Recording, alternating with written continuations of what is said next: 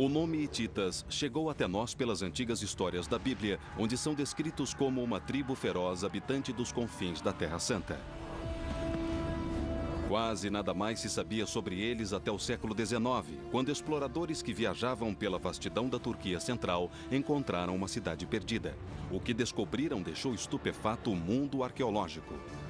Olha só, é majestoso, brilha e tem mais de 3.000 anos. Aqui se erguia Atusha, capital de um império esquecido, uma cidade cuja construção estava muito à frente de seu tempo. Estou muito impressionado. Algumas das técnicas de construção aqui são bem parecidas com as modernas. Construída sobre altos penhascos e cercada por muralhas antes impregnáveis. Encontraram-se evidências de uma pirâmide gigantesca, competindo com as obras dos antigos egípcios, uma rede de túneis subterrâneos secretos e um extenso complexo templário no coração da cidade, dedicado a deuses há muito esquecidos. E dominando tudo, uma espetacular cidadela real, antigo lar de uma dinastia de reis guerreiros. Mas por que um império tão avançado e poderoso de repente desapareceu da história? Agora, nossos investigadores partem em busca da resposta. Querem trazer de volta à vida a incrível cidade de Atusha e revelar os segredos dos Hititas. Este é o mundo do superpoder perdido da Bíblia. Este é o mundo perdido dos Hititas.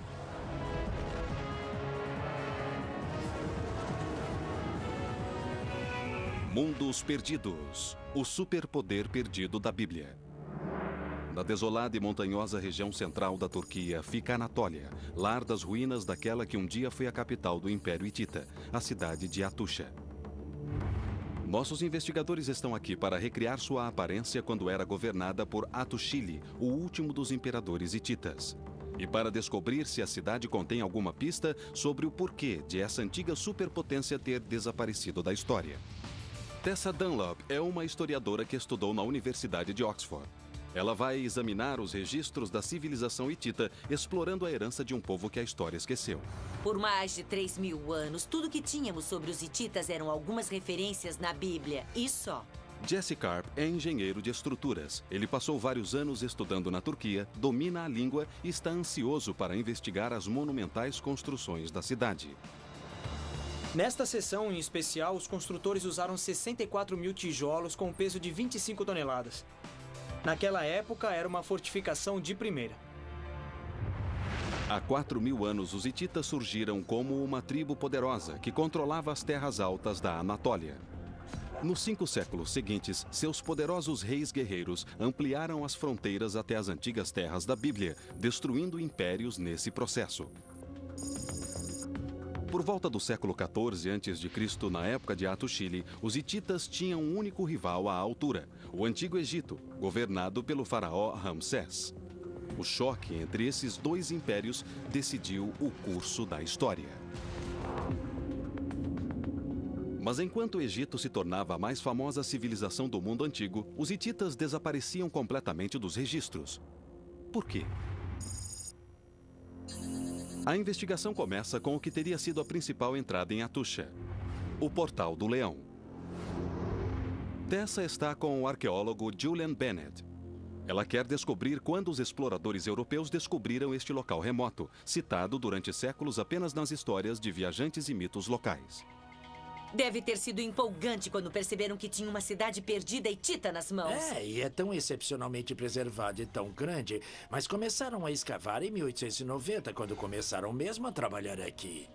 Mas por que construir a capital hitita numa região tão inóspita, com condições climáticas extremas e a quase 2.000 metros acima do nível do mar? Bom, Tessa, esse é o Portão do Leão, um dos principais acessos à cidade sagrada de Atusha. São animais magníficos, não são? São, sim, maravilhosos, de boca aberta e com a língua para fora. Você diz que este lugar era uma cidade, mas não entendo que, seria bem fácil de defender, mas muito árida, um tempo gelado, horrível no inverno. Por que eles moravam aqui? Bem, o clima era muito diferente naquela época, deveria ter muito mais verde, mais úmido, haveria árvores por toda parte, era uma rica região agrícola. 35 séculos atrás, a terra que cercava Atusha parecia muito diferente, assim como a chegada à cidade. As evidências arqueológicas demonstram que o Portal do Leão era flanqueado por 2 torres retangulares, cada uma de 15 por 9 metros. Os leões que montavam guarda no portal eram um símbolo hitita tradicional de proteção. No antigo perímetro da cidade, o engenheiro Jesse Karp está com o militar especialista na Idade do Bronze, Thomas Zimmerman. Eles examinam as antigas e virtualmente inexpugnáveis fortificações de Atusha. Thomas, onde é que estamos caminhando? Isso parece um tipo de muralha antiga? Exatamente. Basicamente, estamos caminhando sobre os restos de uma das fortificações mais antigas da capital hitita, datada dos fins do século 17, 16 a.C. Então, se isso era uma fortificação, o que são essas cavidades vazias ao longo desta parede? É bem estranho, né? Bom, a razão é que isto é a chamada Muralha de Casamata. Quer dizer, é construída de 2 paredes paralelas interrompidas por paredes intermediárias. A cada 2 metros, 2,5 metros. E as cavidades são densamente preenchidas com cascalho e terra. Quer dizer que nesta cavidade aberta, os outros entulhos eram trazidos e compactados aqui?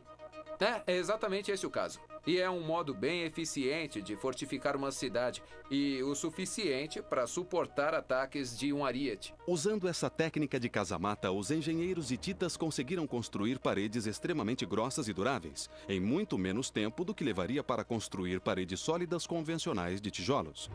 Com 6 metros de espessura, as defesas da cidade tinham cortes transversais a cada 3 metros, criando uma série de cavidades tipo caixa. O entulho era socado dentro dessas cavidades e compactado para formar a base da muralha. Moderna reconstrução no local permite a Jesse ter uma noção da escala original disso. Por cima da base de casamata, esta seção de 60 metros de comprimento é construída com 64 mil tijolos de argila e pesa 2.500 toneladas. Muralhas como esta se estendiam por mais de 56 quilômetros, dando volta à cidade toda, consumindo desconcertantes 2,5 milhões de tijolos de argila e entulho e constituindo uma das maiores estruturas do tipo já construída. Fortificações eram apenas uma parte de um extenso programa de obras que se acredita terem sido concebidos pelo príncipe Atushili, um dos maiores líderes dos hititas. Seu maior monumento guarda o sul da cidade, voltado em direção ao Egito. A impressionante plataforma Ierkap é um mistério. Com mais de 240 metros de comprimento e 75 metros de largura, sobre ela teria havido torres, cujo topo se alcançava por uma escada de 102 degraus íngremes. Jesse e Thomas subiram ao topo da plataforma para tentar descobrir a que fim se destinava a estrutura piramidal. Thomas, isso aqui parece a entrada de uma estrutura colossal, né?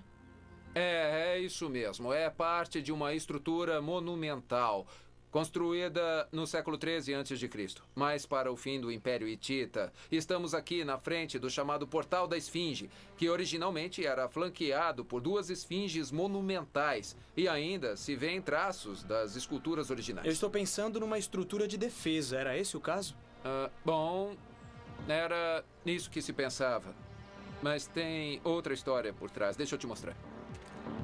Levando diretamente para debaixo da plataforma, este túnel reto e estreito tem quase 90 metros de comprimento. É um de muitos que levam para fora das muralhas da cidade. Incrível, absolutamente incrível. É um arco projetado, dá para ver as pedras básicas perfeitamente na linha lá em cima.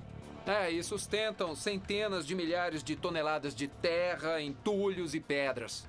Parece uma estrutura muito forte. Devem ter levantado um molde de terra, retirando a terra depois. Foi exatamente assim. E com outro detalhe interessante, nós sabemos que o piso original era recoberto com uma camada de argamassa branca para refletir um pouco da luz dissimulada que passa pela entrada. E isso iluminava o caminho. Antes se acreditava que esses túneis servissem para a defesa, para lançar ataque surpresa contra um inimigo sitiando a cidade. Mas, da base, Thomas e Jess agora veem que teria servido a um objetivo bem diferente. Com certeza é uma estrutura impressionante. Mas agora que eu estou na base, não parece muito uma fortificação. Aliás, talvez seja mais um convite, porque, olha só, é tão fácil subir por aqui, não parece tão defensivo. É exatamente isso. Não se trata de uma estrutura defensiva, mas de um imenso monumento ritual para exibir a significação política e religiosa da capital hitita. Então imagine isso como um palco gigantesco com os sacerdotes chegando pelo portal da Esfinge, carregando a estátua de uma divindade, e o público aqui, o povo comum, assistindo à cerimônia, todos brilhantemente vestidos e o ar cheio de música e incenso. Então essa imponente estrutura aqui era mais ornamentação, mais exibição. Isso. Uma demonstração do poder de Atusha. Isso. Mas, assim como era usada para celebrações, a pirâmide também simbolizava outra coisa. Uma pista para o que se encontrou na Casa do Portal.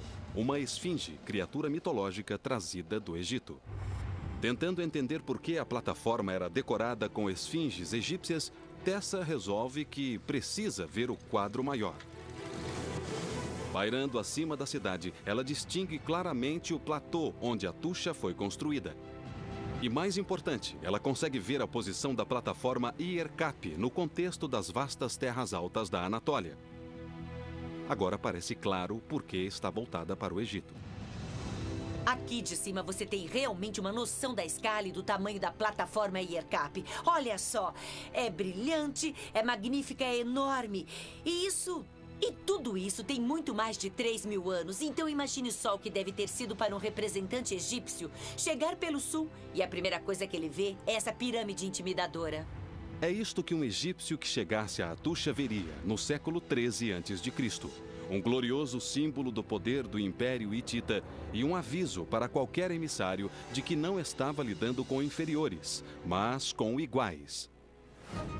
Mas em 1274 a.C., a balança do poder mudou. O faraó Ramsés queria se firmar como o novo rei do Egito. Ávido por glória no campo de batalha, seu primeiro alvo foi o Império Hitita. A seguir, nossos investigadores examinam as estruturas e tecnologia de armas que o príncipe Atushili empregou para salvar Atusha de um desastre militar.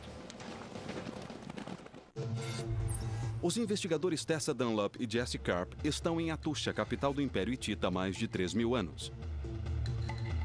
Na cidade, já recriaram a incrível pirâmide Ierkap, utilizada para celebrações rituais, e examinaram as imponentes muralhas que cercavam a cidade, com mais de 5 quilômetros de fortificações tipo casa-mata.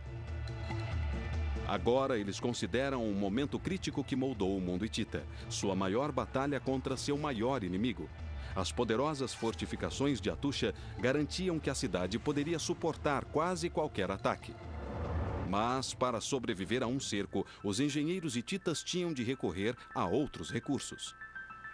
O engenheiro Jesse Karp está nas montanhas a 3 quilômetros de Atusha.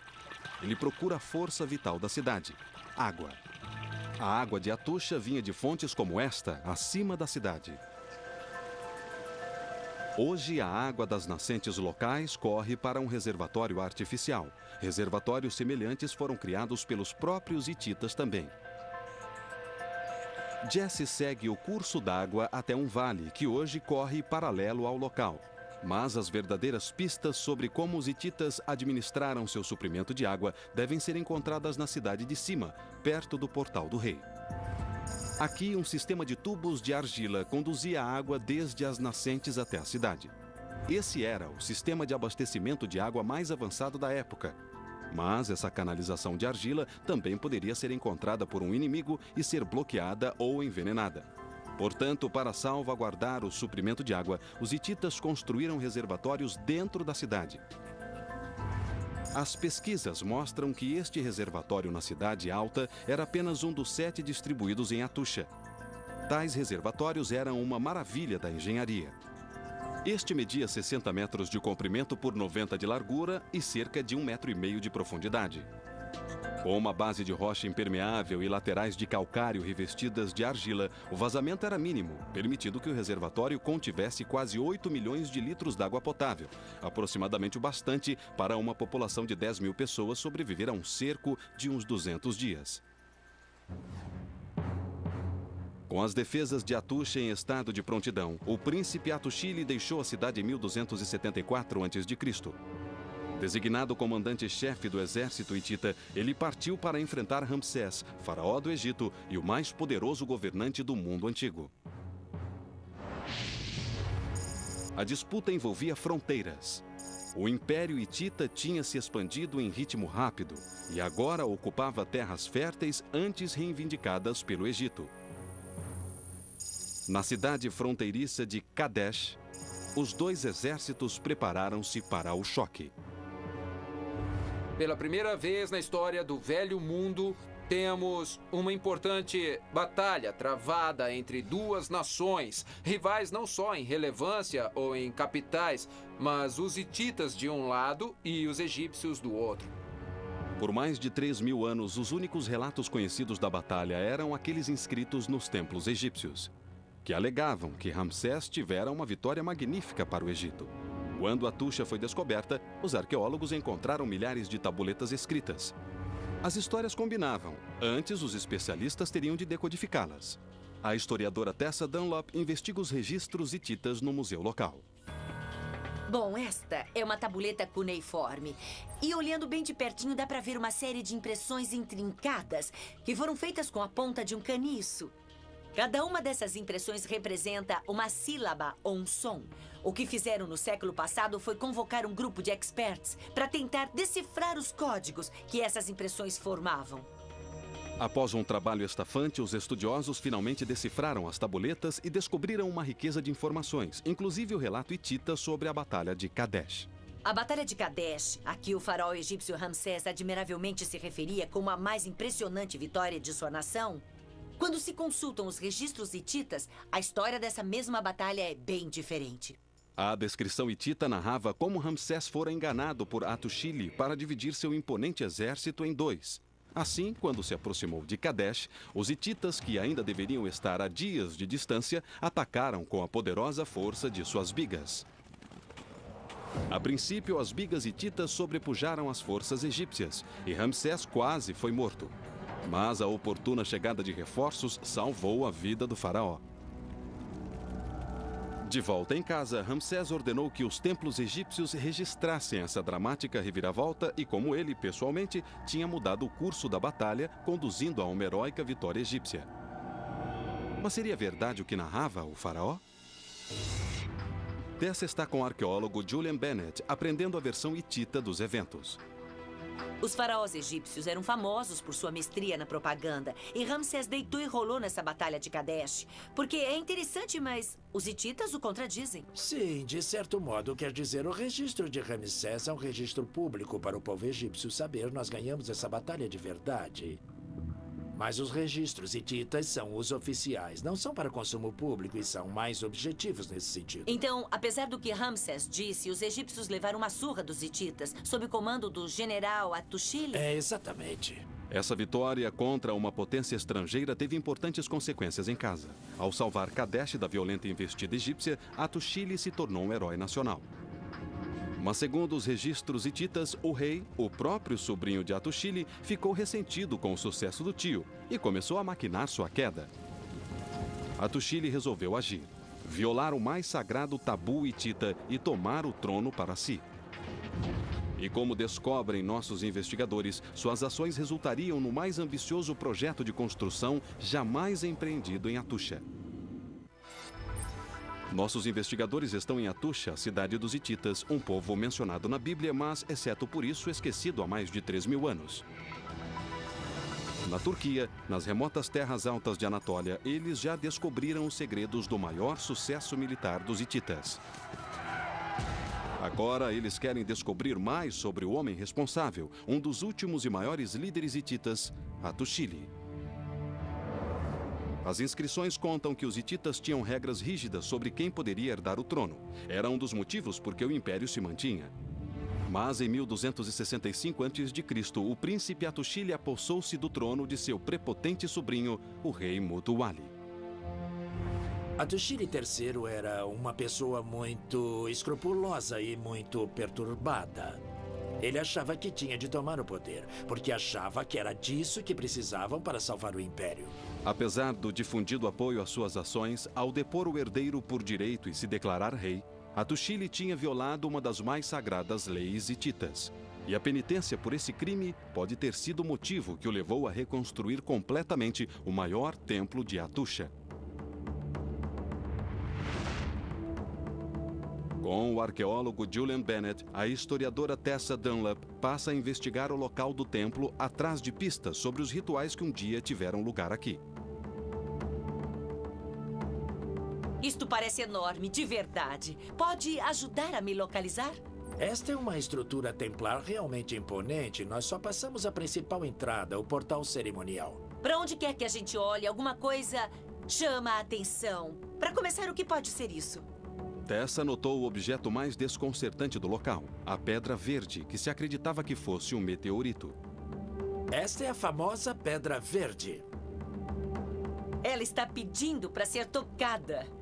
Tem uma superfície resplandecente, muito lisinha. Foi polida por muitas pessoas que vieram aqui. Mas provoca a pergunta, a troco do que ela está aqui? Boa pergunta. É uma rocha local. Não há dúvida nenhuma, não veio do céu, nada disso. Mas é verdade que algumas das tabuletas falam sobre pedras rituais ou pedras sagradas ou coisa assim. E esta pode muito bem ter sido uma delas. Avançado pelo complexo do templo está o santuário interior, cercado por alguns dos maiores blocos rochosos da cidade. Bom, esta é a única parede externa do templo e dá para ver onde eles entalharam os pilares no sentido dos blocos de calcário. São absolutamente enormes, não são? Alguns desses blocos pesam fácil umas 20 toneladas, blocos sólidos de calcário. São tão grandes, como foram trazidos para cá? Envolveu muito trabalho humano nisso, provavelmente de escravos, mas é bem possível que de mão de obra livre também. Dentro do santuário interior há um pátio, que provavelmente foi um santuário a céu aberto um dia. E além dele, o mais sagrado dos sagrados, o lar do pai Tempestade, Teshub, e de sua esposa, a Mãe Sol. Esta é uma das duas salas de culto e dá para ver o mesmo tipo de pedra verde de novo. É quase um quadrado perfeito. Um pequeno espaço muito íntimo, não é? É, sim. E a gente pode ver lá no canto a base de uma estátua. Este era o templo de Teshub de sua esposa. As tabuletas hititas contam alguma coisa sobre as estátuas. Uma das tabuletas fala sobre a estátua de Teshub como sendo uma estátua de ouro. Recriando as plantas baixas do complexo do grande templo, pode-se avaliar que era a maior estrutura construída na cidade, com 60 metros de comprimento por 40 de largura. E no interior desse santuário interno, pode-se localizar com precisão onde Teshub, o deus Tempestade e sua esposa Mãe Sol estavam alojados, em santuários de acesso exclusivo do rei, da rainha e dos funcionários superiores. A algumas centenas de metros dali, o engenheiro Jesse Karp busca a fonte da rocha usada nas fundações do imponente templo principal. Ele está em um enorme afloramento rochoso de onde os hititas extraíam os blocos de 20 toneladas de que precisavam para as fundações do templo. Estou aqui em Kessakaya, que é o termo em turco para corte de pedras. E esta é uma antiga pedreira hitita, e o que estão vendo aqui é uma fenda. Os antigos hititas provavelmente enfiavam alavancas de madeira aqui, deixando que molhassem. A madeira se expandia e desprendia grandes segmentos de pedra calcária. No Museu Corum local, o arqueólogo Thomas Zimmerman mostra ao investigador Jesse Karp uma reconstrução das paredes do grande templo. Thomas, isto é um corte transversal de uma antiga construção hitita. Você pode falar um pouco sobre os métodos de construção que devem ter usado? Claro. Basicamente consistia de uma fundação de calcário com uma moldura de madeira com tijolos de argila como superestrutura. Tudo coberto por um telhado plano de madeira selado com muita lama. Nas construções modernas, nossas casas são aparafusadas às fundações. É isso que estão fazendo aqui? Exatamente. O que estamos vendo aqui é um buraco duplo, preparado justamente para fixar a moldura de madeira nas fundações de calcário. Como conseguiam fazer esse buraco milhares de anos atrás? Com uma verruma de bronze. Para demonstrar como funcionava a antiga verruma hitita, Jesse agora se junta ao guia local de Atusha, Anan Ozel. O que temos aqui é uma réplica de uma antiga verruma hitita. Os hititas conseguiam perfurar até 8 centímetros por hora usando esse dispositivo. Vamos demonstrar como era usado. A verruma usa uma peça de bronze que gira na rocha dura, criando lentamente um furo tubular que poderia ser usado como ponto de fixação para a estrutura de madeira do templo e os tijolos de argila. Através de detalhada pesquisa, podemos reconstruir como os hititas construíram seu grande templo há 3.500 anos. Começavam com enormes blocos de pedra calcária, criando uma fundação de casamata de entulho. A ela prendiam uma estrutura de madeira que, por sua vez, se preenchia com camadas e camadas de tijolos de argila e argamassa, criando paredes de quase 2 metros de espessura e mais de 12 metros de altura. A gigantesca estrutura labiríntica do grande templo foi uma das mais impressionantes do mundo antigo. Para os hititas, estas estátuas da Mãe Sol e do Pai Tempestade eram mais do que ídolos. Eram representações vivas dos deuses na Terra. As tabuletas contam sobre os rituais envolvidos nas estruturas dos deuses. Tinham de ser lavados todos os dias, tinham de ser vestidos. Um deles tinha uma roupa de ouro, sabemos disso pelas tabuletas. Tinham de receber alimento, tinham de ter seu entretenimento, etc. Então era um sistema religioso muito controlado e muito sistemático. Mas o Pai Tempestade e a Mãe Sol não eram os dois únicos deuses a quem os hititas prestavam homenagem. Na parte mais alta de Atush estão os restos de mais de 30 prédios. 3.500 anos atrás, estes foram templos, cada um dedicado aos deuses de um povo conquistado. A jovem esposa de Atushili, Pudahepa, era sacerdotisa de um reino conquistado pelos hititas, e já que seu povo se tornara parte do império, suas divindades se tornaram parte da religião hitita. O Império Hitita tinha uma grande variedade de pessoas de distintas formações. Não eram todos hititas. Nós chamamos de hititas, mas eram diferentes, grupos diferentes, deuses diferentes. Então era como que um aglomerado de deuses diferentes para agradar aos vassalos, assim como os deuses originais. Exatamente. Por causa disso, os hititas eram chamados o povo dos 1000 deuses. Mas não era só a religião que ajudava a unir os vários povos do Império Hitita. Os registros hititas revelam que, ainda mais importante, eram suas leis. Em termos de lei, bom, vocês conhecem a expressão. Os hititas eram conhecidos como o povo dos 1000 deuses. Também se pode dizer que os hititas eram o povo das 1000 leis, já que a lei permeava cada aspecto da vida hitita. A lei hitita era rica e detalhada, cobrindo tudo, desde divórcio até os limites legais da autoridade real. E ao contrário de qualquer outro povo da época, os hititas tinham um sistema legal elaborado, mais preocupado com aspectos práticos do que com castigos. Uma das tabuletas fala, aliás, dá um exemplo muito bom da visão hitita da lei, que era a compensação. E ali se conta que, basicamente, se você querer queimasse a casa do seu vizinho, teria de construir outra para ele. Então, é uma ideia de compensação, não de retribuição. É muito importante, muito adiantada. O aspecto mais importante da lei hitita era fazer tratados. Uma diplomacia astuta era sua maior arma secreta. Ao forjar seu império, eles davam aos competidores uma escolha. Juntem-se a nós pacificamente ou nós os esmagaremos totalmente. Muitas de suas conquistas foram feitas sem sacar a espada. Seu maior tratado, considerado como o primeiro tratado internacional de paz no mundo, está hoje em Istambul, a cidade turca com um pé na Europa, outro na Ásia. Aqui a historiadora Tessa Dunlop descobre os motivos secretos que jaziam por trás do tratado e as pistas que vão ajudar a explicar por que o Império Hitita desapareceu da história. Nossos investigadores estão tentando descobrir o que aconteceu com Atusha, a fabulosa capital dos hititas, um povo antigo da Bíblia. Até agora, eles desenredaram alguns dos grandes segredos da engenharia hitita e recriaram a aparência de suas mais gloriosas construções e fortificações há mais de 3.000 anos. Agora, a historiadora Tessa Dunlop viajou até Istambul, a maior cidade da Turquia moderna, para tentar descobrir por que, no ponto que parecia o auge de seu poder, o Império Hitita de repente desapareceu. Estou aqui no coração de Istambul, que é frequentemente citada como o berço da civilização. Mas, para falar a verdade, o primeiro império politicamente unido na Anatólia, que é realmente a maior parte da Turquia moderna, foi o Império Hitita. Bom, é óbvio, eles nunca vieram para Istambul, ela não existia na época. Mas, hoje, alguns de seus maiores tesouros residem aqui. Istambul é uma cidade de contrastes. Há cavaleiro da Ásia, no leste, e da Europa, no oeste. No meio da agitação, Tessa se dirige para o Museu Arqueológico de Istambul, um santuário de calma que abriga o que muitos consideram ser um dos documentos mais importantes jamais escritos. É o Tratado de Kadesh, redigido 16 anos depois da grande batalha entre os impérios hitita e egípcio. Tessa está com o professor Ali Dinchol, um dos maiores estudiosos dos hititas no mundo, para aprender mais.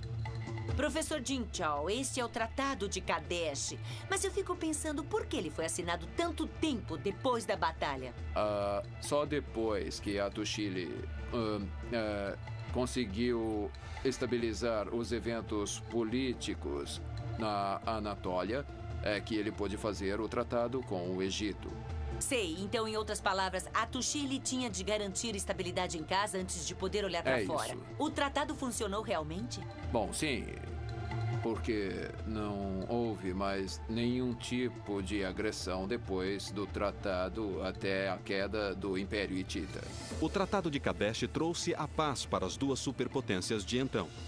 Com os egípcios como aliados, o Império Hitita tinha pouco a temer no mundo externo.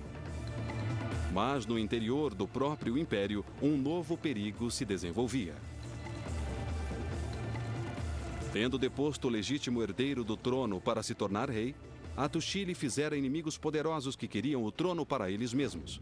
Para se proteger e a sua família de qualquer perigo, ele começou seu mais ambicioso projeto de construção, uma espetacular citadela real. Aqui, o engenheiro Jesse Karp está com a arqueóloga Elif Dennell, investigando o que é chamado localmente de Buyukali.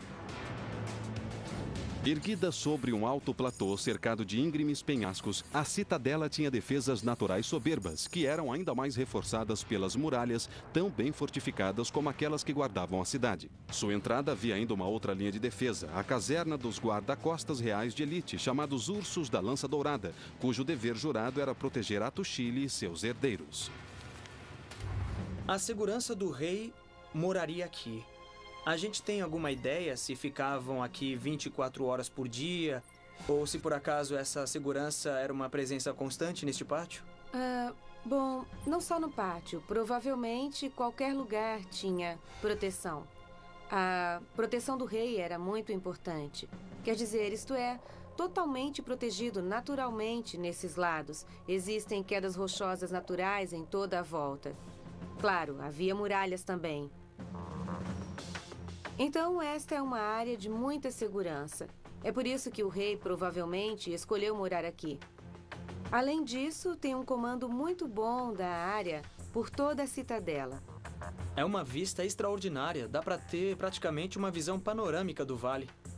Tudo de que o rei precisasse deveria estar dentro deste alto recinto de segurança, inclusive o que os arqueólogos consideram que teria sido o templo particular de sua família, apelidado de Piscina do Rei. No tempo dos hititas, não se veriam árvores aqui. Isto teria sido um tanque cerimonial. A estrutura onde estamos, na verdade, era toda emparedada e recoberta. E havia uma abertura bem no topo deste tanque. Certo. E hoje estamos andando só nas fundações. Exatamente. Embora milhares de textos religiosos hititas tenham sido traduzidos, a verdadeira função desta câmara ainda deixa os arqueólogos frustrados. Os sagrados rituais de limpeza que se considerava que fossem realizados aqui pela família real foram perdidos. Mas o objetivo de um outro prédio é bem mais claro. Esta estrutura de fundação parece bem diferente de outras que há por aí, não é? Este prédio foi feito sobre uma enorme plataforma. Bem Sei. aqui. E funcionava como o salão de recepção do rei. Aqui teria 5 paredes sustentando o piso acima de nós, que tinha 5 fileiras de 5 colunas que ficavam exatamente na área onde o rei ficava esperando os visitantes. Então este era um lugar de reunião para dignatários estrangeiros e outros visitantes importantes que viessem ver o rei. Exatamente. O grande salão de recepção tinha mais de 30 metros de largura e comprimento, com 25 colunas sustentando o teto alto.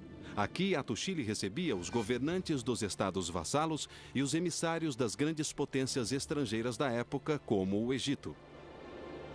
Mais além fica o que restou da residência do rei, os apartamentos particulares que ele ocupava com a família e os servos de maior confiança. Talvez, no momento, estejamos olhando a residência do rei mesmo. E temos alguma ideia de como ele morava aqui? Se residia com os servos, com a família? Bom, é óbvio que ele tinha servos e tinha uma esposa e tinha concubinas. É possível que todos morassem juntos aqui. Esta aqui é uma localização incrível para um palácio. A realeza hitita vivia isolada e afastada, e sabemos pouco sobre as concubinas e filhos de Atushili. A exceção é Pudarrepa, a formidável rainha de Atushili que desempenhou na vida pública um papel mais ativo do que qualquer rainha antes ou depois dela. Com certeza ela era uma mulher muito forte, era óbvio que ela era muito educada, que sabia lidar com relações internacionais e sabia administrar o país de certa forma, porque foi capaz de influenciar um aspecto muito significativo. A influência da rainha ajudou a tornar este complexo palaciano o centro do império. A entrada, flanqueada pelos guarda-costas e funcionários de elite, era uma cidade dentro de uma cidade, abrigando um templo real sagrado e um salão de recepção, que deveria viver agitado com emissários de todo o mundo antigo. Suspenso sobre um platô com mais de 240 metros de comprimento e 150 de largura e cercado de encostas íngremes, era uma vista que dominava a cidade, a maior obra-prima do longo reinado de Atushili. Mas o palácio não duraria como o resto da cidade. Logo ele cairia. A seguir, nossos investigadores vão em busca de quem ou do que causou esse repentino fim cataclísmico.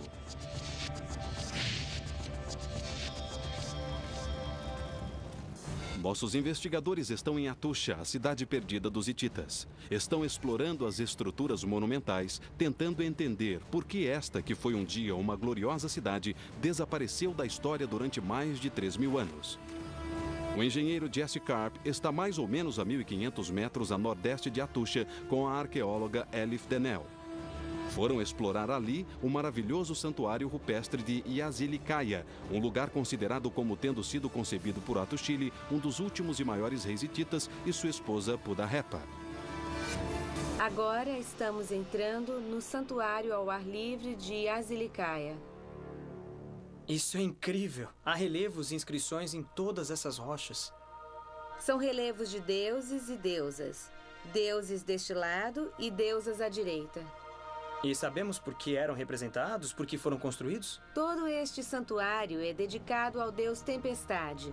É só uma procissão de todos os deuses e deusas em direção à figura central, em direção ao deus Tempestade. Este é um novo panteão que Pudarrepa, a esposa de Atushili III, trouxe da Salésia, no sul do Império, quando veio para se casar com o rei. Pudarrepa tentou reunir os 1000 deuses do Império em grupos mais simples de deuses semelhantes. Parece que foi uma tentativa para ajudar a unificar o Império, mas aparentemente outros fatores forçavam em direção contrária. O marido de Pudarrepa, o grande rei Atushili III, vencedor de Kadesh, pacificador com o Egito, morreu em 1237 a.C. Seu derradeiro lugar de repouso jamais foi encontrado. Mas no interior do antigo santuário rupestre de Yazilikaya existe uma câmara funerária entalhada por ordem de seu neto. Essa câmara oculta é acessível por um estreito corredor aberto na rocha e oferece a pista mais importante sobre quando o Império Hitita desapareceu, porque é o último monumento conhecido construído pelo povo de Atusha. O que é isso? Estamos no santuário rupestre construído pelo neto de Atushili III, o último rei hitita. Isso quer dizer que o Império estava em declínio? Bom, nós sabemos que o Império caiu durante o período do reinado do neto de Atushili. Pelas inscrições nesta câmara, os arqueólogos acreditam que o Império Hitita teve um fim abrupto 3 décadas depois do reinado de Atushili. Para descobrir mais pistas sobre o porquê de o neto de Atushili ter sido o último rei hitita, Julian Bennett leva Tessa Dunlap até uma inscrição quase invisível, chamada Nishantas. O que é exatamente Nishantas? Nishantas é o termo em turco para pedra marcada, e esta aqui é a pedra marcada. Então, para aqueles que conseguem decifrar, o que diz aí? Bom, a inscrição, na verdade, é lida da direita para a esquerda e narra as vitórias e as várias conquistas do neto de Atushili. Mas muitas das batalhas listadas na Nishantas não são conquistas que expandem o Império, e sim o que parecem ter sido guerras civis nele. Os herdeiros de Atushili estavam lutando para manter o Império unido. Outra evidência de como foi o fim de Atusha é investigada por Jesse Carr. Ele está com Elif Denel entre as ruínas do Arquivo Real. Um dia, aqui se guardaram tabuletas de argila. O modo como foram acidentalmente preservadas nos oferece uma prova-chave sobre o que aconteceu com a cidade. Eles encontraram milhares de tabuletas de argila queimadas numa fogueira imensa que provocou o colapso do teto e cozinhou toda a estrutura. Temos prova disso. Este é um pedaço do tijolo de argila queimado das paredes deste prédio. Se o teto desabou foi porque o calor aumentou muito, foi como uma fornalha. Exatamente. O fato de as tabuletas terem sido preservadas e abandonadas dá alguma indicação de como a cidade pode ter chegado ao fim? Ou porque o povo estava fugindo? Nós sabemos que esse incêndio aconteceu bem por volta da deserção, mas se foi logo antes ou logo depois, não está bem claro ainda. Não só os arquivos, mas todo o glorioso Palácio de Atushili e muitos outros prédios foram consumidos num grande incêndio que varreu a cidade. Mas como ele teria começado? Os arqueólogos não encontraram indícios de que as muralhas quase inexpugnáveis da cidade tivessem sido violadas por um inimigo estrangeiro. Isso dá sustentação à ideia de que o incêndio começou quando os hititas viraram-se uns contra os outros. Minha opinião pessoal é de que provavelmente foi alguma coisa interna, alguma disputa interna, talvez uma guerra civil. Acho que houve uma tentativa de tomar o trono, talvez por muitos, e basicamente o império todo se desfez. Ao tomar o trono, Atushili tinha estabelecido um perigoso precedente, que parece ter disparado uma guerra civil 30 anos depois de sua morte, quando facções rivais destruíram o império, cada uma tentando reivindicar o trono. Com a capital abandonada e sem um rei forte o bastante para reunificar o império, a região mergulhou no caos. Eram tempos muito sombrios. Uma terrível carência de alimentos, outras populações violentas avançando à procura de um lar. Mas, embora Atusha tenha desaparecido quase da noite para o dia, restos da civilização hitita permanecem. No século XII a.C., o Portal do Leão fora a principal entrada de Atusha, e os leões eram um dos símbolos mais populares da arte hitita. 4 séculos mais tarde, os descendentes dos hititas ainda entalhavam estátuas de leões quase idênticas em Canaã, a terra natal dos hititas da Bíblia. Este leão data do século VIII a.C., uns 400 anos depois do colapso do Império Hitita em Atusha. No entanto, olhe só, tem forte semelhança com aqueles leões que flanqueavam o Portal do Leão em Atusha. E isso porque, embora o reino original tenha desaparecido, os chamados neo-hititas continuaram a existir em partes da Síria. E este achado combina muito bem com as referências bíblicas aos hititas, quando são citados como tribos cananeias que existiram juntamente com os israelitas na época do rei Davi. Seja qual for a verdade de suas conexões bíblicas, o que está claro é que o povo que hoje chamamos de hititas construiu uma das mais estupendas cidades jamais descobertas no Oriente Próximo. Uma cidade que alcançou seu apogeu sob Atushili e se orgulhava de vistas como a plataforma Iercapi, o grande templo do deus Tempestade e a citadela real. No entanto, apesar de toda a segurança, nem isso foi bastante para proteger a dinastia de Atushili das consequências dele se apossar do trono. E no espaço de uma única geração, Atusha se tornou um mundo perdido. Uma cidade e uma civilização que só agora conseguimos recriar 3.000 anos depois de ter desaparecido.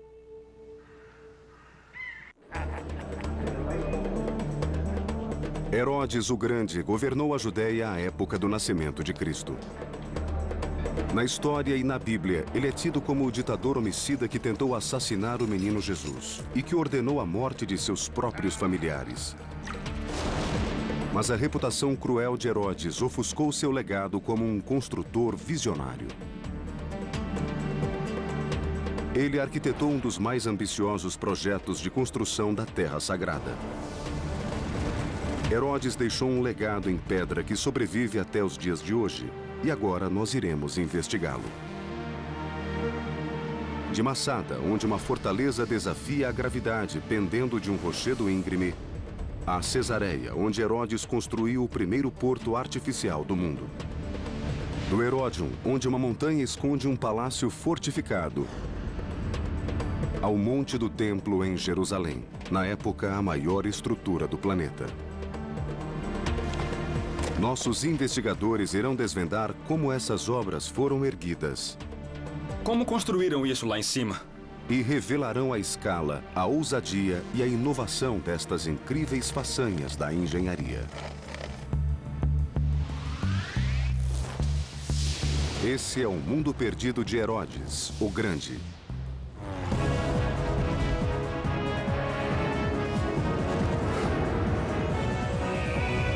Mundos Perdidos.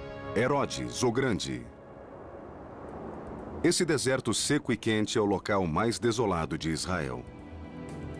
Há 2000 anos, em 37 a.C., essa terra se chamava Judeia e era governada pelo rei Herodes. Nas margens do Mar Morto, em um local chamado Massada, ele decidiu construir uma fortaleza sobre um rochedo.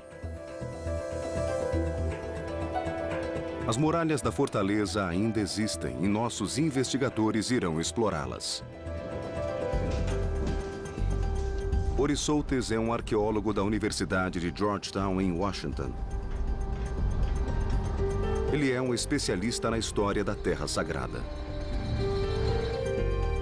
Ori pretende entender melhor o legado de Herodes a partir das ruínas do rochedo. Agora vamos descer por essa passagem. Certo. E entrar no Caudário. E podemos ver bem o que é isso abaixo do piso. Mark Talesnik é um engenheiro geotécnico da Universidade de Haifa, no norte de Israel. Ele pretende descobrir como os construtores da fortaleza conseguiram trabalhar nesse local, o que seria difícil mesmo com a tecnologia de hoje. A fortaleza está situada em um platô 457 metros acima da planície. E Mark logo percebe que os engenheiros de Herodes conviviam com o risco de uma queda fatal. A rocha é cheia de fendas. Em qualquer lugar que olhamos, vemos rachaduras na pedra. Era preciso ter cuidado. Vejam só esses 4 grandes parafusos. Eles penetram de 15 a 20 metros na montanha. Gostaria de saber se os engenheiros de Herodes pensaram nessa questão. Herodes não se preocupava com a segurança dos trabalhadores. Seu único interesse era a transformação desse local, que não seria apenas um palácio, mas um refúgio. Ele precisava de proteção, pois não estava seguro no poder. Herodes não havia herdado a coroa nem pertencia à família real judia. Ele subiu ao poder usando violência e habilidade política. Ele se tornou rei graças ao apoio de Roma, a superpotência da antiguidade, mas era mal visto pela nobreza e pelo povo judeu. Herodes era um rei imposto por uma potência estrangeira e não podia confiar em ninguém.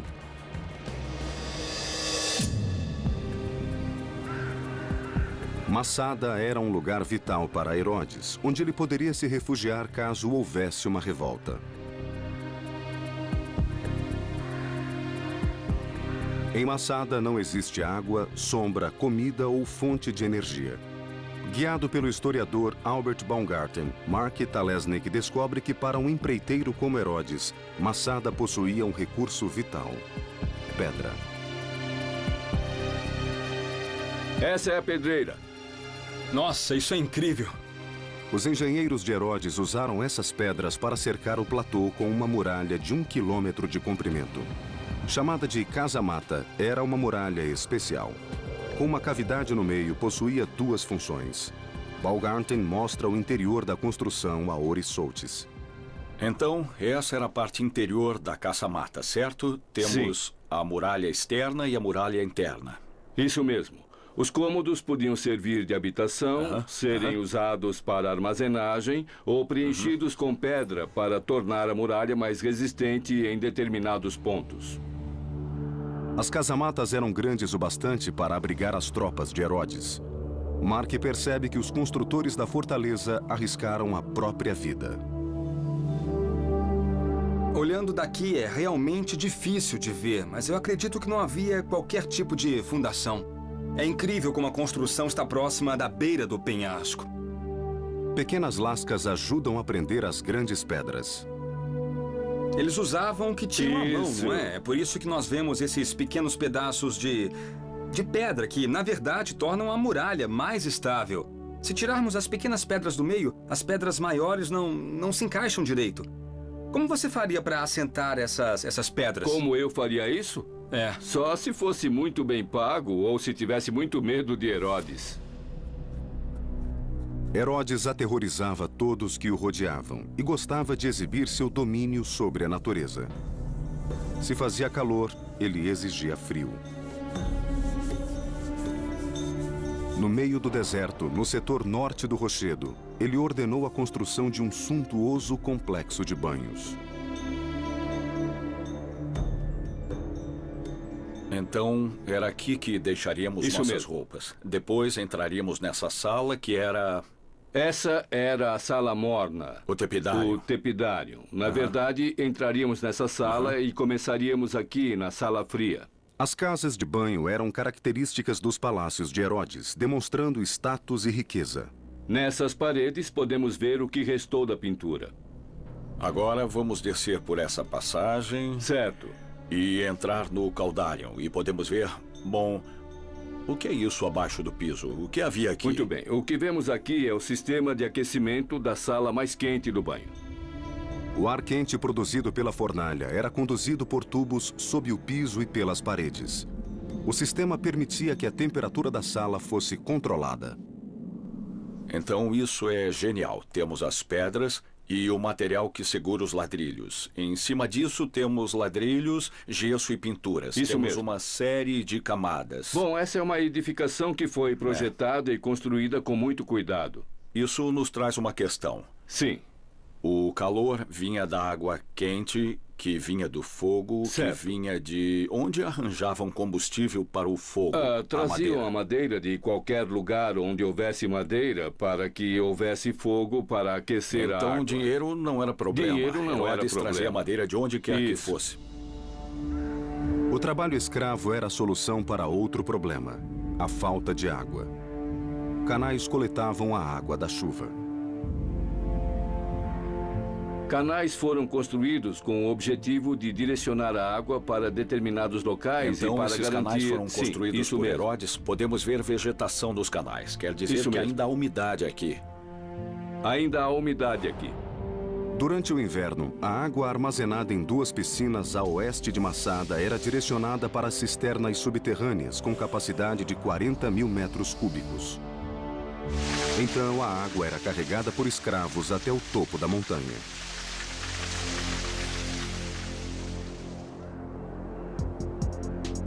Situado 305 metros acima da planície, o Palácio Suspenso de Herodes era uma ousada obra de engenharia.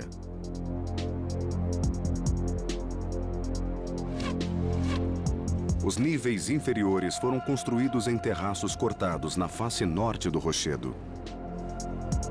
Olha só essa parte aqui. A rocha alterna faixas duras e macias, facilitando o trabalho de escavação dos engenheiros até as camadas de pedra boas para construir. Olha só, a grande vantagem é que esse tipo de rocha é fácil de quebrar. Após quebrá-las em camadas, podiam construir os diferentes níveis. Herodes teria acesso a esses níveis através de uma escada. Essa é a escada. Ela sobe até ali, onde haveria um deck e... Não, esse é o deck. Não, peraí. Olha isso. É óbvio que havia alguma coisa aqui em cima. É mesmo? É. Tudo bem. A engenharia era ousada e a decoração era suntuosa. Aqui devemos imaginar que havia uma série de colunas e um telhado cobrindo toda a construção, criando um pórtico coberto onde as pessoas podiam se proteger do sol forte. Ao mesmo tempo, podiam aproveitar a brisa e a fantástica vista. É incrível. Sim. Era o mínimo para o homem mais rico do Oriente. Com certeza. Massada, a fortaleza do rei Herodes, era uma maravilha da engenharia. Ele transformara uma rocha inabitável em um oásis.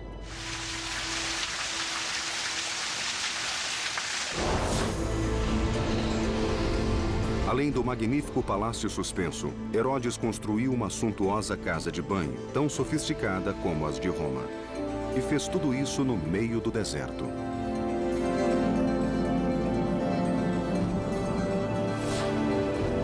A combinação de luxo e proteção se tornaria a marca registrada de suas obras.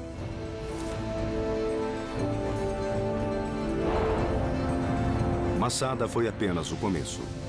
Herodes, o Grande, estava prestes a realizar um dos projetos mais ambiciosos de seu reinado.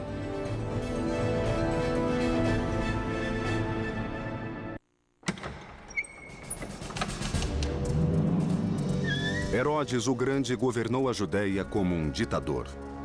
Ele impunha o medo e vivia sob o temor de assassinato, traição e revolta.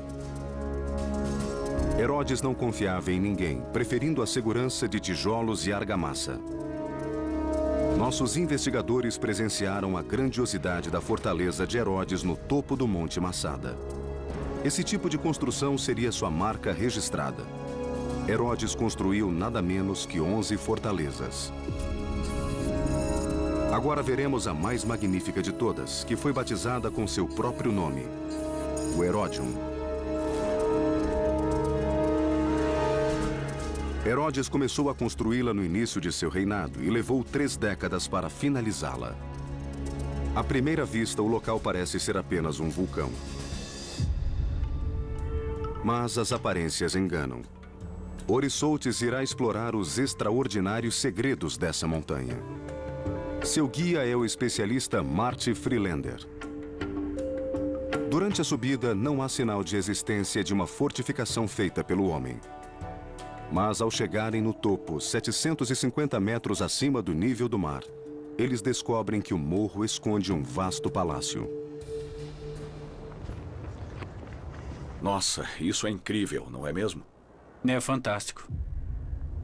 O Heródium tem 200 metros de diâmetro. Temos essa enorme estrutura circular. Foi simplesmente construída em cima do morro ou o que houve? Ele escolheu um morro comum, próximo ao deserto, e criou sua própria montanha. Nossa! Mark Talesnik é especialista em grandes projetos de deslocamento de terra. Ele quer entender como Herodes transformou esse local. Eu estou aqui para saber como ele fez isso. A primeira questão é descobrir o que é natural e o que foi feito pelo homem. Eu quero saber se podemos subir aqui para visualizar a linha entre a rocha e o cone artificial.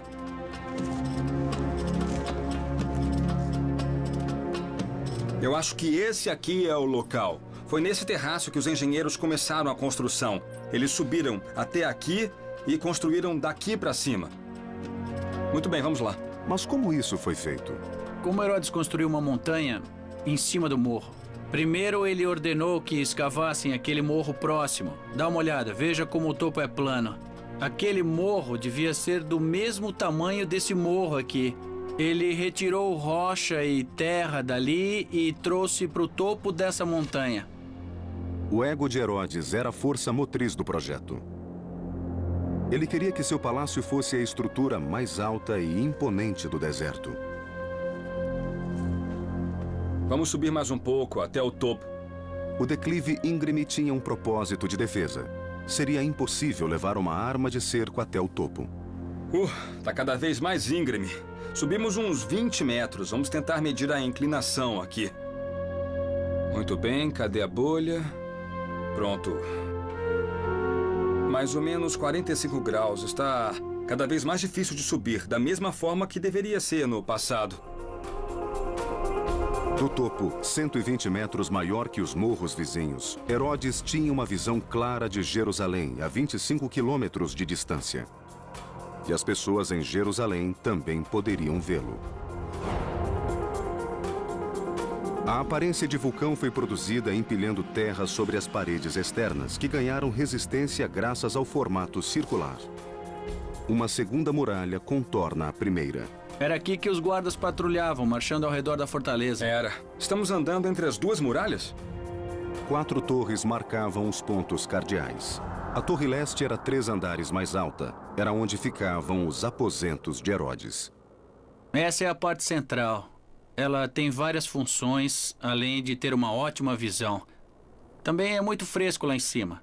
Se Herodes quisesse fugir do calor, lá em cima ele teria uma sala com vista e um lugar para se refrescar. Esse era o único local ventilado. Isso mesmo.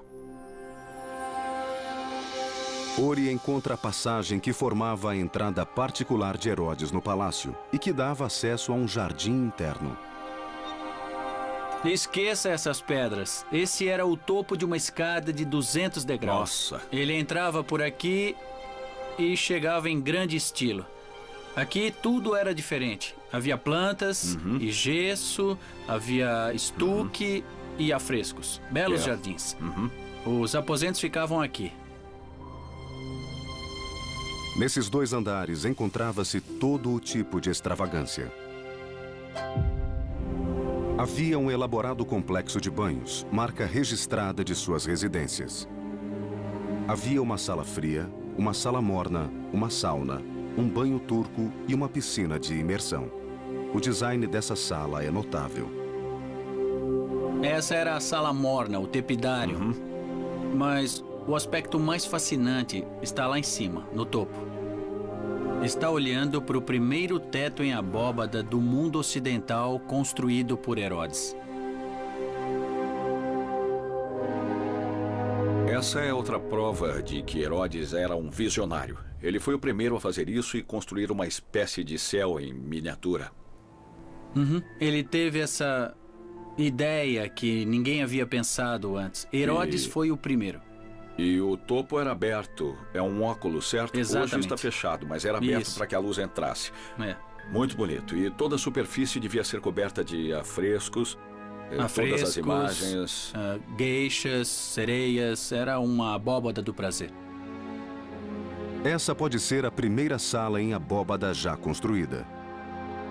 É uma prova da ambição e ousadia que Herodes exigia de seus construtores. Mark Talesnik analisa as pedras para entender como essa grande revolução da engenharia foi realizada. Ótimo, ótimo, é incrível. O formato das pedras alinhadas até o topo do óculos é muito interessante, porque tinham que aguentar a compressão em 2 direções. As estruturas de pedra são erguidas graças à compressão, a força de um bloco sobre o outro. No arco, isso ocorre em 2 dimensões. Mas na abóbada, a compressão é exercida sobre todas as pedras, em todas as direções. Seria interessante saber como eles construíram isso. Os romanos usavam formas para construir arcos. Imagino se faziam abóbadas do mesmo jeito. Também podiam usar areia. Podiam fazer uma pilha de areia, colocar as pedras em cima e depois remover a areia. Interessante, isso é fantástico.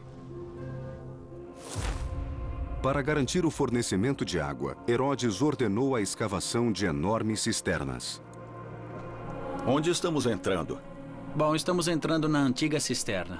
Ao longo do ano havia fortes chuvas e a água era armazenada nessa cisterna aqui. Imagino que alguns guardas ficavam aqui embaixo sem ver a luz do sol. Exato. Desculpem, rapazes, mas não era fácil ser um soldado romano.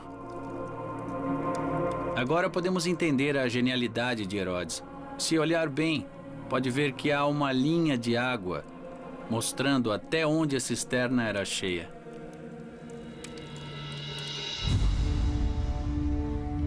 O Herodium era a prova do domínio de Herodes sobre o deserto. 154 mil metros quadrados de terra improdutiva foram transformados em um palácio de prazeres com vastos jardins. Uma enorme piscina com aqueduto próprio constituía a peça central. Toda a área era cercada por jardins suntuosos e muito impressionantes. Lembre-se que estamos no meio do deserto. Herodes criou um jardim temperado em pleno trópico. Do tamanho de 2 piscinas olímpicas, era navegável por pequenos barcos.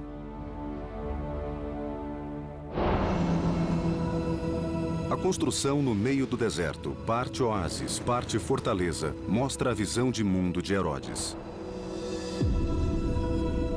Ele era um visionário e possuía riqueza e poder além da imaginação. Mas, acima de tudo, ele precisava exibir esse poder. Ele dominou a natureza e o deserto e construiu um grande reino. Mas sua ambição não tinha limites. Herodes queria competir no palco mundial. E para mostrar que era digno dos senhores romanos, Herodes construiria uma nova cidade tão imponente quanto Roma.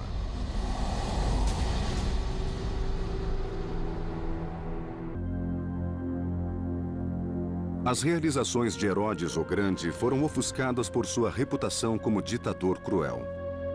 Ele tinha obsessão por obras grandiosas.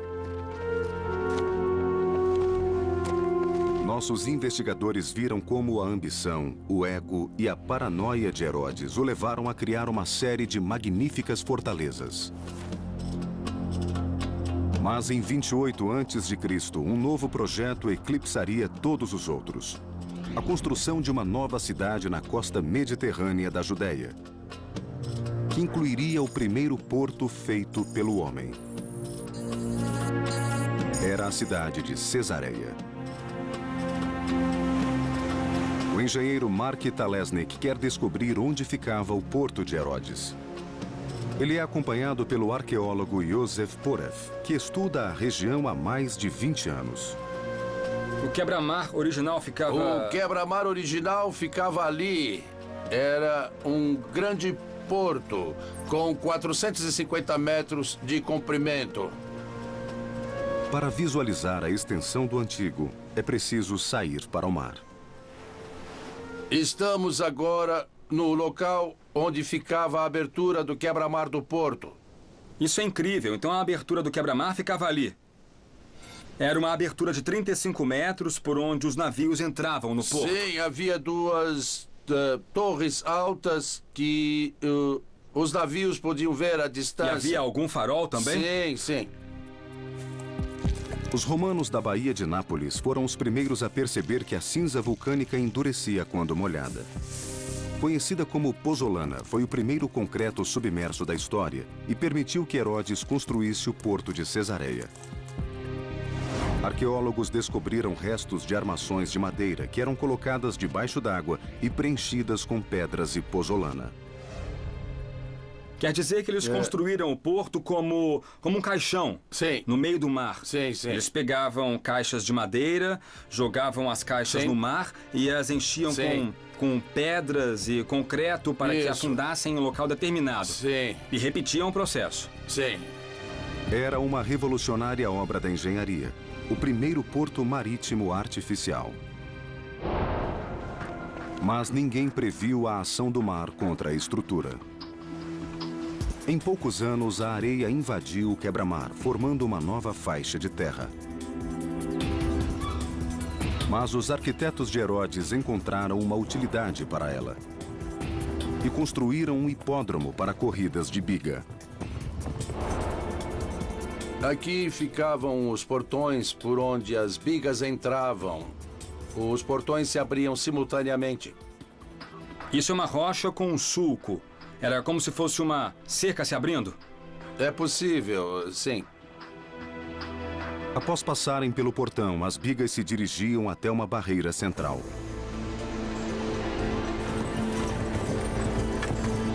Dali em diante, a corrida consistia de um vale-tudo ao redor de vários circuitos. As arquibancadas comportavam até 800 espectadores. Com o crescimento de Cesareia, a capacidade dobrou. Aqui podemos ver um segmento de bancada muito bem preservado. Era importante ter uma boa visão das curvas onde havia muitos acidentes. Então as pessoas sentavam aqui só para ver os acidentes? Sim, elas gostavam disso. Elas gostavam, né? É. E as bigas corriam na areia? Sim, arena significa areia em latim. Ah, eu não sabia disso. Herodes construiu a cidade mais moderna do mundo romano. Herodes trouxe arquitetos romanos à Judéia. Tanto o teatro como o circo romano que vimos anteriormente foram projetados seguindo características da arquitetura romana.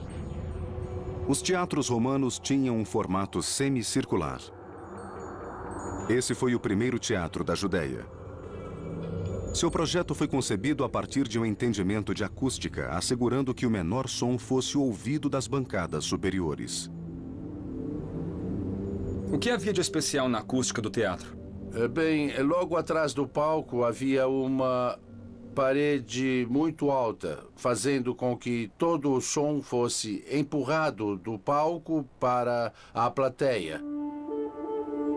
As vozes eram ouvidas de qualquer lugar. É uma Bela vista, não? Bela vista. Os melhores assentos da casa. Belo cenário também, com o pôr do sol.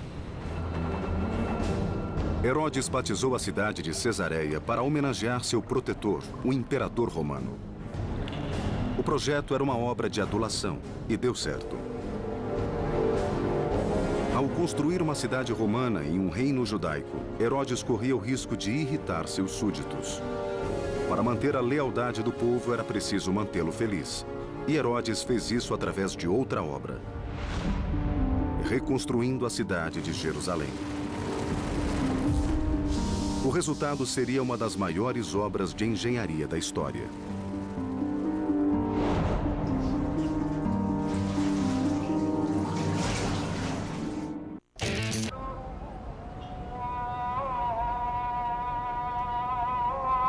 Jerusalém, capital da Terra Sagrada. Em busca do mundo perdido do rei Herodes, nossos investigadores visitam o local onde ele causaria maior impacto. Herodes era violento e cruel, mas também muito inteligente. Ele sabia que um povo feliz seria mais fácil de ser governado. Herodes fornecia comida, entretenimento e, o mais importante, água. Os judeus foram um dos primeiros povos a valorizar a higiene e a limpeza, tanto nas práticas religiosas como no dia a dia.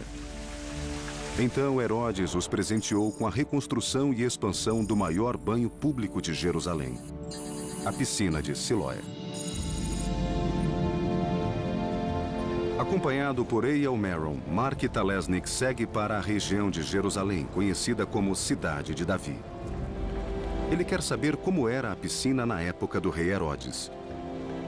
Apesar de ser muito citada na Bíblia, ela só foi descoberta recentemente. Qual era a função da piscina? Bom, basicamente, a primeira função era fornecer água potável, era a principal utilidade, e também era utilizada para banhos rituais. A cada ano, mais de 150 mil peregrinos vinham ao local para visitar o templo na montanha acima e precisavam de água para os rituais de purificação.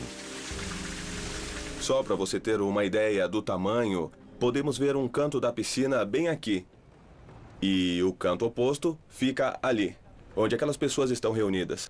Esse é um lado da piscina com 50 metros de comprimento, então temos o outro lado que tem outros 100 metros aqui naquela direção e formam uma piscina com uma área de aproximadamente 4.000 metros quadrados. É enorme. É muito grande mesmo. Isso. Maior que 2 campos de futebol. É, isso mesmo. A água que enchia a piscina vinha da nascente de Gião, a 425 metros de distância. Mark descobre que os engenheiros de Herodes podiam direcionar e controlar o fluxo da água. Isso é incrível. Fantástico. Eu estou sentado em uma falha, uma fratura na rocha. A falha vai até a superfície do solo e os engenheiros, seja lá quem fossem, utilizavam a falha para criar um tipo de desaguadouro. Assim podiam controlar a direção da água para as diferentes regiões e controlar a altura da água na piscina. Podiam fechar uma válvula e enviar a água para outro lugar. Na época de Herodes, a piscina de Siloé teria essa aparência. Esse foi o cenário de uma das histórias mais famosas da Bíblia, a cura do homem cego. Apesar de Jesus ter vivido após o reinado de Herodes, essa era a piscina que ele conhecia e frequentava. Foi nesse local que ocorreu a história da cura do homem cego. É uma ótima história. Quando Herodes subiu ao poder, a água de Jerusalém fluía ao longo de túneis antigos escavados na rocha, passando por uma rede através dos morros ao redor da cidade. Eomeron leva Mark Talesnik em um passeio pelo subterrâneo para mostrar as dificuldades enfrentadas pelos construtores da época. Quando o caminho de um aqueduto encontrava um morro, às vezes era mais fácil atravessá-lo do que rodeá-lo. Mas isso não quer dizer que escavar os túneis fosse um trabalho fácil. Estamos entrando em uma seção do túnel onde o teto é muito mais baixo. Observando a rocha que forma o teto, eu posso ver que é construída de sílex ou pederneira, que é uma rocha muito, muito dura. E o que isso significa? É muito mais dura do que a rocha ao redor, que é a arenito. Eu imagino que eles se cansaram de cavar ali em cima e desceram para cá. Mesmo hoje, construtores teriam dificuldade em trabalhar com esse material. Herodes continuou renovando a rede de fornecimento de água de Jerusalém. Seus engenheiros construíram um novo aqueduto para carregar água potável das piscinas de Salomão, perto de Belém. Era conhecido como o Aqueduto Superior. Hoje, pouco resta de sua estrutura.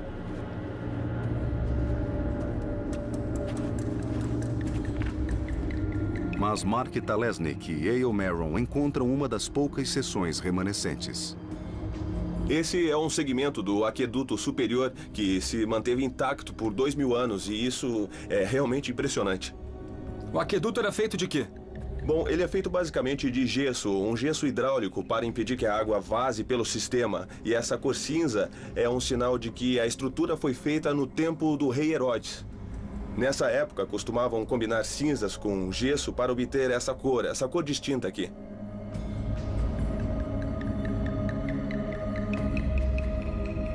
Eu sempre quis ser um trabalhador municipal. Vamos ver. A inclinação de um aqueduto romano pode ser pequena. Essa seção parece totalmente plana e Mark quer descobrir se ela tem algum declive. Vamos colocar mais água para ver se descobrimos a direção do fluxo. Não temos água suficiente. Não, temos sim. Ali, ó, temos um fluxo ali, correndo bem ali. Tem sim, tem um fluxo bem suave nessa direção. É isso aí. É isso aí. Muito bom. Sorte dos engenheiros de Herodes. O Aqueduto Superior de Herodes tinha uma inclinação de apenas 16 metros ao longo de 14 quilômetros de extensão.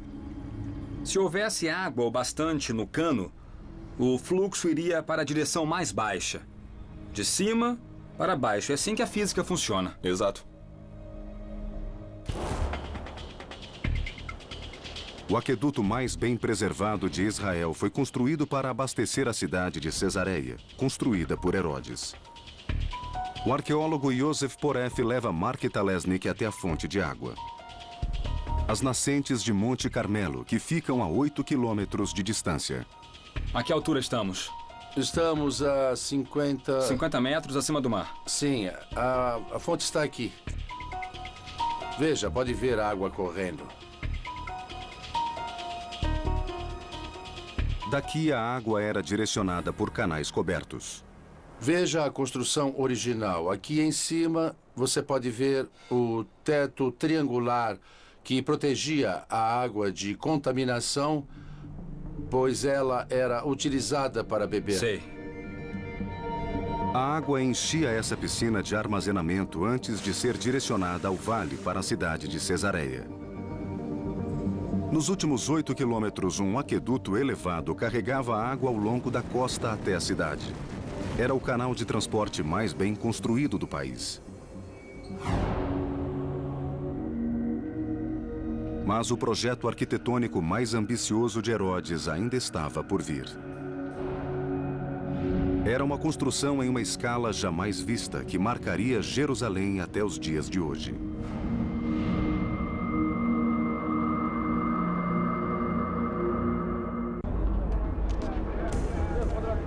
Nossos investigadores estão descobrindo o legado do rei Herodes, o Grande.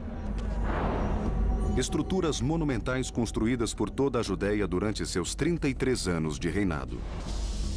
Naquela época, Herodes se esforçou para agradar seus mestres, os poderosos romanos que haviam lhe concedido o trono da Judéia. Ao mesmo tempo, seus súditos o abominavam. Ele era um rei imposto por uma potência estrangeira. Herodes quis se provar digno do povo judeu, e fez isso concedendo-lhes o maior presente imaginável: a reconstrução do templo, o local mais sagrado da terra para os judeus. Ori Soates e o historiador Ken Spiro visitam o local. A construção foi destruída há séculos, mas grande parte da muralha permanece de pé. Essa seção é conhecida como Muro das Lamentações. Herodes construiu essa muralha para segregar, que acabou se tornando um local sagrado para o povo judeu ao longo dos séculos. É como se fosse um pedaço do templo, certo? Certo. Ironicamente, o homem que possuía uma relação ambivalente, até mesmo hostil com o povo da Judéia, foi quem construiu o local mais sagrado do mundo para os judeus. É incrível. É realmente muito interessante. O que vemos aqui é apenas um fragmento da obra de Herodes. Para termos uma ideia do tamanho da construção, Mark Talesnik atravessa o vale até o Monte das Oliveiras.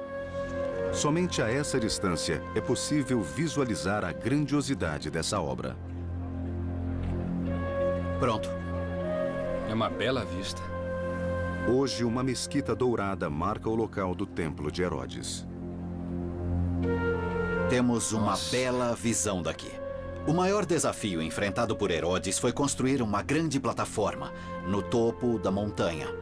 O que ele decidiu fazer de uma maneira sem precedentes no mundo antigo foi construir uma grande muralha ao redor da parte superior da montanha para permitir a terraplenagem do local. Sabe qual era a dimensão disso? Sim, tinha cerca de 500 metros por 300 metros. Quando Herodes terminou o projeto, essa era a maior plataforma artificial do planeta, do tamanho de uns 24 campos de futebol. Herodes reformou e estendeu a plataforma do Monte do Templo. Para sustentar a colossal massa de terra, ele cercou toda a área com uma vasta muralha. Mark Talesnik desce até o canto sudeste para ver como a muralha foi construída. Daqui vemos a altura total da muralha. 30 metros de altura, como um prédio de 10 andares. As pedras têm 1 metro de profundidade. Temos esse efeito de zíper, com pedras travadas e impostas. Enormes pedras convergendo em um canto, formando um zíper. Uma pedra grande, uma pedra pequena. Uma pedra grande, uma pedra pequena. E assim subindo até o topo. O muro era apenas uma parte da estrutura. Para compensar o nível do declive da montanha, os engenheiros de Herodes construíram uma rede de grandes passagens arqueadas.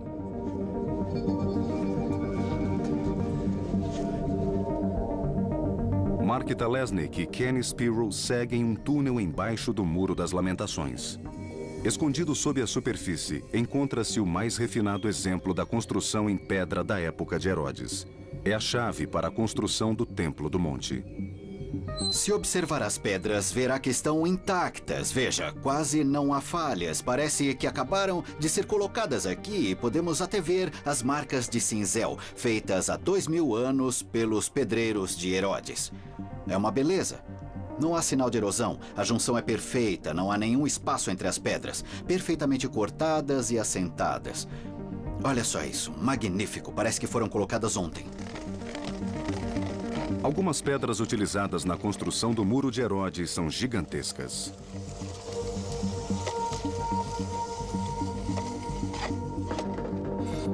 Tá aqui, temos 13 metros e 10 centímetros. É uma pedra comprida. Vamos medir a altura desse bloco.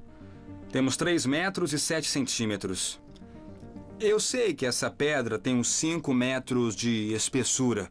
Assim, vamos fazer os cálculos. Densidade do arenito, 2,4 toneladas por metros cúbicos. Então, temos uma pedra que pesa 550 toneladas. É uma pedra bem grande. Bem grande mesmo. Além de construir o Monte do Templo, Herodes expandiu a cidade. Ele adicionou uma segunda muralha e construiu um palácio longe do bairro judeu, segregando a cidade de Jerusalém.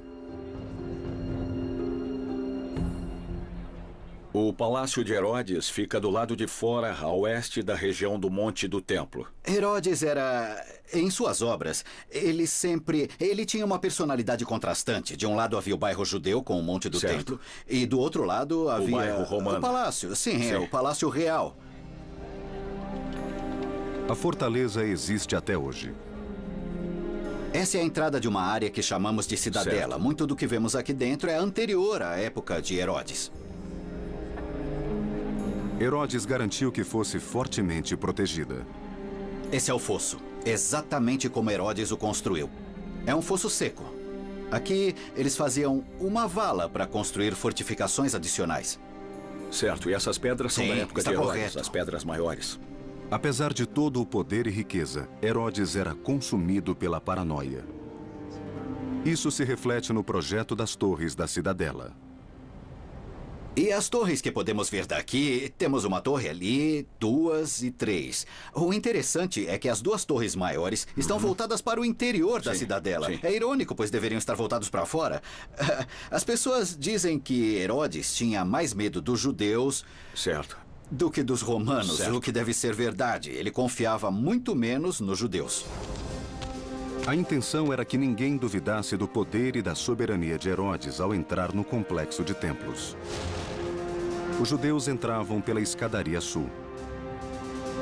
Mark descobre que até os degraus tinham um projeto especial. Os engenheiros e arquitetos de Herodes pensavam em tudo. Se observar os degraus, verá que tem tamanhos diferentes. Temos a distância de 1,5 metros, 1,5 metro. Foi projetado assim para que as pessoas refletissem enquanto subissem as escadas e se preparassem antes de entrar no Monte do Templo.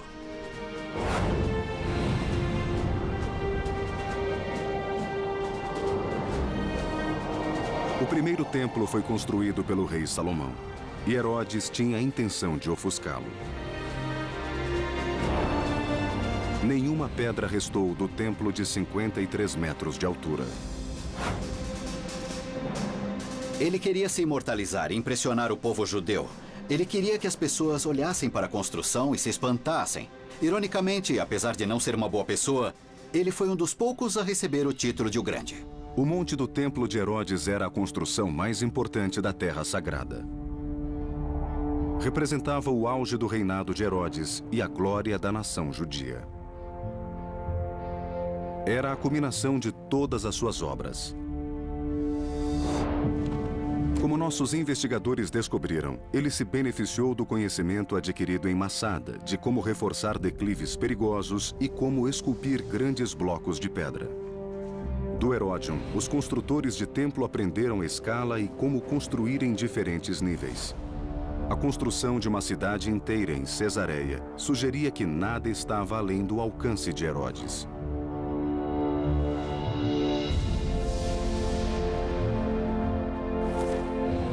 E o Monte do Templo foi a prova final. O rei Herodes sempre será lembrado como um vilão. Cruel, determinado e egocêntrico. Entretanto, foi esse homem com essas características que produziu algumas das mais extraordinárias façanhas da engenharia.